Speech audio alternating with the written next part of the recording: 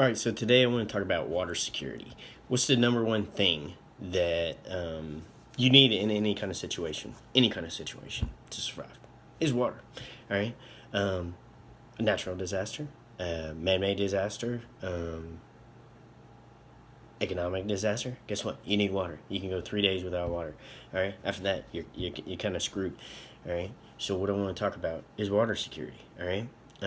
What should you do about water security? You should store water. You don't need 5,000 gallons of water in a big jug in your backyard, so everybody knows you have a supply, or it goes bad and you can't use it, so on and so forth.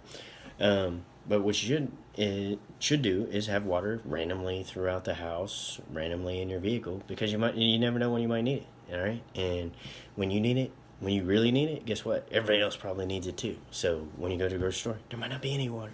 All right, power goes out at your house. Water pumps don't work. You might not be able to get water.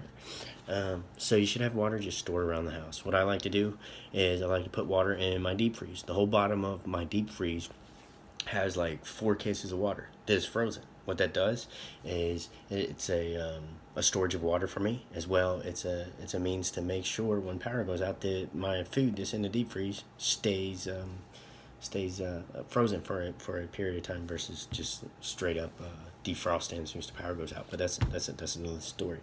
Also put water in the bottom drawers of my extra refrigerator in the garage, just in case I need it. I have cases of water in my truck. It's in the back. I have water under the seat. But here's the thing: is it's not like you walk into my house and you see stacks and stacks of water all over the place. It's a very passive water security method. If you walked in my house, you wouldn't even know I had a bunch of water, which is good because I don't want my neighbors or my family, well, maybe my family, but not the people up the street coming asking for water in a situation in which we need water because there's no water.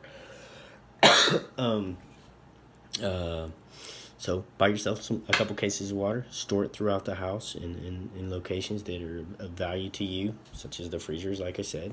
Put some in your garage, put some in the back of a closet in an extra room that you never use, and forget about it. It's nothing. A case of water is like $4 or $5, depends on what kind of water you get or what brand, and you just forget about it. It's not expensive, but it is expensive when you don't have it and you need it.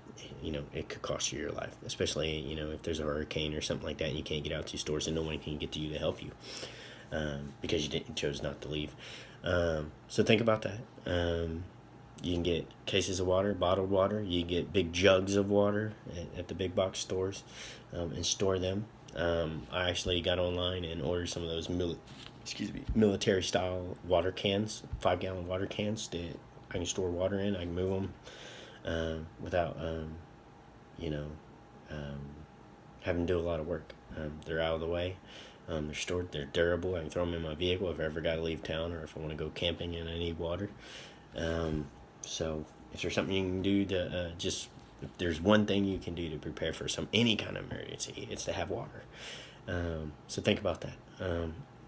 And I'll be making some other videos on some other things on how to prepare passively, because I believe it's a good idea to be prepared for emergencies. I don't believe we should prepare for doomsday apocalypse on the 7th day of the 7th month of the 2017th year. But I do think there's always a possibility of having some kind of situation that limits our ability to get supplies and take care of ourselves. So why not be proactive about it in a passive manner, so as not to throw your whole life off the track, so you can still do things you want to do but not worry about the emergencies necessarily. Good luck.